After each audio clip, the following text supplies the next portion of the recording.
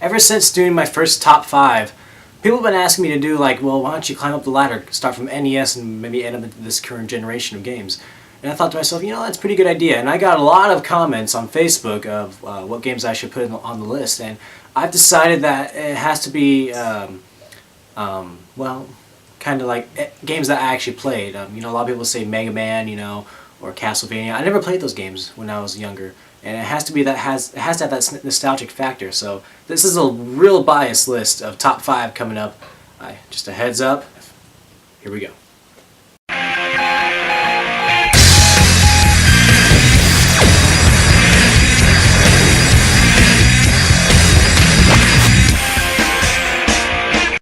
Super Mario Bros. The original. Before we actually get into the game, let's start with the system itself. The NES was released in 1985 and retailed at $199, which would have been $450 today. And the specs for the system, well, you know what, I'm going to let these guys tell you all about it. Awesome video games. Now it's time to get up close and personal with my new friend, the Nintendo Entertainment Gaming System. You ever heard of 3.58 megahertz? That's the GCST. Grab and score a clock speed. That's 240 by 226 resolution. Yeah! This baby's got a 16th bright pixel depth thanks to the Zilog Z80 processor. Yeah! Bam! Yeah! Awesome video games. This case is also rugged and outer thanks to the poly-coated resin. Wrap that all up in a package and you got one sweet 8-bit entertainment system! Yeah! Video games are awesome. Anyways, getting back to the game. What can't be said about this game already that hasn't been said? It's the classic of classics. It took us gamers out of the video game crash that was happening at the time.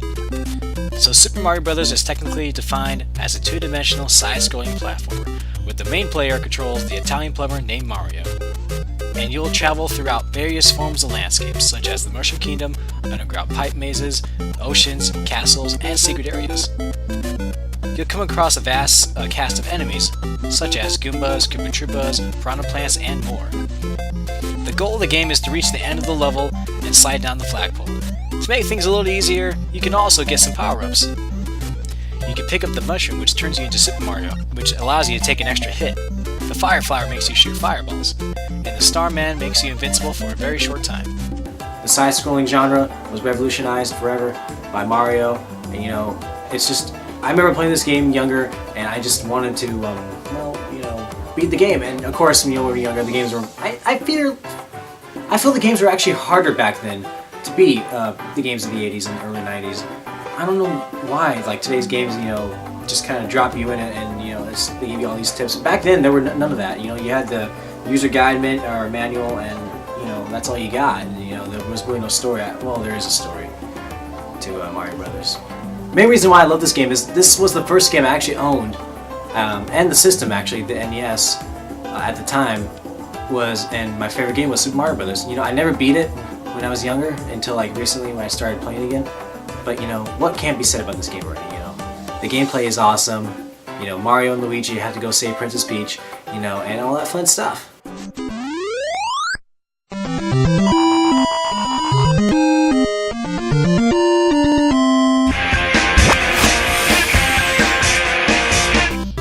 Excitebike. In a nutshell, Excitebike is a side-scrolling of Supercross motorcycle racing. Excitebike was one of the first games to come out for the NES, so some of the graphics and audio are a bit basic and plain, even by 8-bit standards. There is no 2-player mode, but you can race against other CPU racers. This game also comes with a track editor, where you can place obstacles on the track and set the number of laps. I spent quite a bit of time on this game, not so much for racing the CPU racers or trying to get first place or any of that, but I would invite friends over and we would just create tracks all day. And we would see who had the best track, you know, we could do it for the fastest. It was always just a great time. There's really not much to be said about this game. You know, it's just motocross at its best, you know, NES best anyways. You know, you just go, get up and go. That's it. That's all I have to say about that. Excitebike.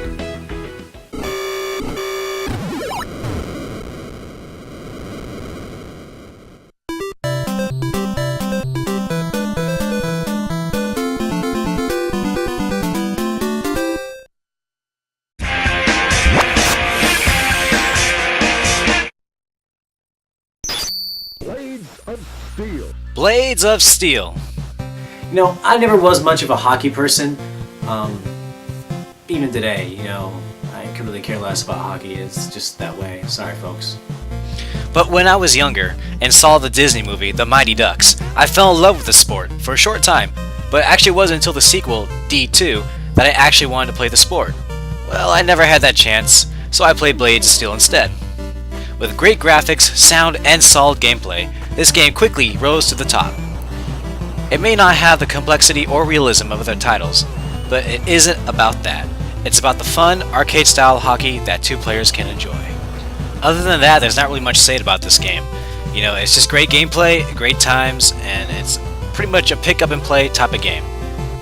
And that got me into the game that I played probably as much as either Mario or any of the games on this list.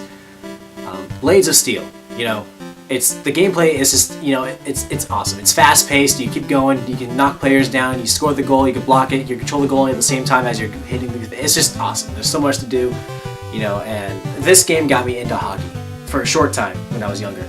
Blades of Steel will always be a good time. I recommend you play it.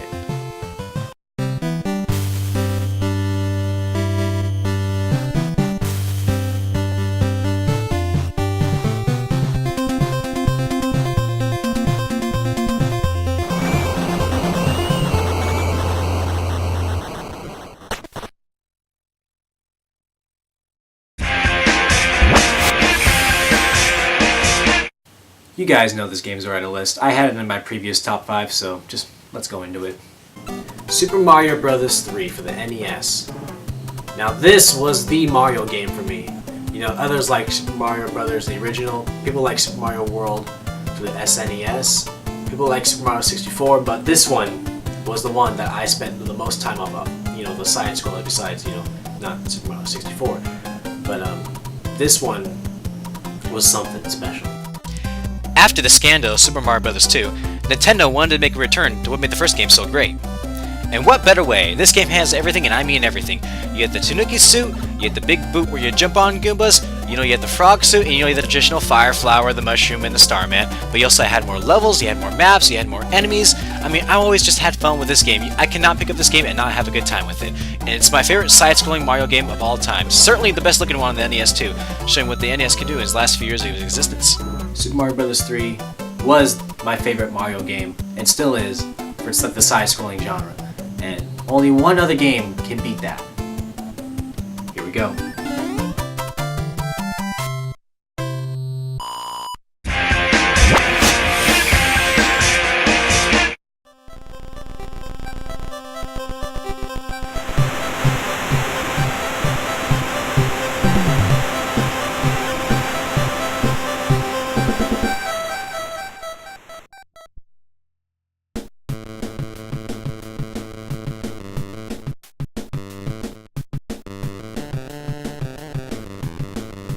Tecmo Super Bowl.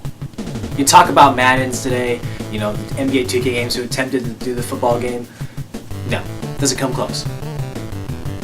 Tecmo Super Bowl is and always will be my favorite football game of all time. Possibly the best football game of all time, Tecmo Super Bowl brought the exciting game of football to the NES.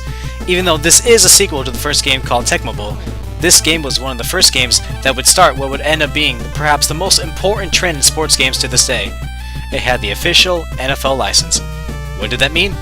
It meant the same thing to Tecmo that the NFL license means to Electronic Arts, or EA, today for the Madden franchise. This is by far my favorite football game. The controls are simple. You have 8 set plays, 4 passing and 4 running. Choose a play and do what it says to do. But if the computer chooses the same play as you do on the defensive end, then it will result in a blitz. And let me tell you, the blitzing in this game is ridiculous. The whole defensive line and the linebackers will plow through your blockers and drill your quarterback for a big loss. And once that happens, it is almost impossible to avoid the blitz. The same goes for you when the computer has possession of the ball. You choose the same play, you blitz. This game has the best gameplay when it comes to football on the NES. The game is somewhat unrealistic, but that does not mean that it's not fun. Only in Tecmo Super Bowl can you throw 60 yards and score for a touchdown. and let me tell you, there is nothing more satisfying than sitting back and just letting your wide receiver go deeper and deeper until you throw it and score. Not to mention, the cutscenes in this game are awesome. They're fast-paced and to the point. Fumbles are also nerve-wracking as well.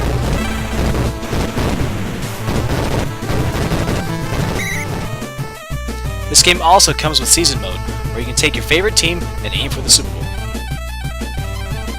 The graphics, sound, and music are great for the NES. This game has a huge replay value. Every football fan should give it a try. This was the best game I could possibly think of in the NES. Stay tuned because next week we're going to tackle the SNES. So, stay tuned. My name is Chris. I'll see you guys next time.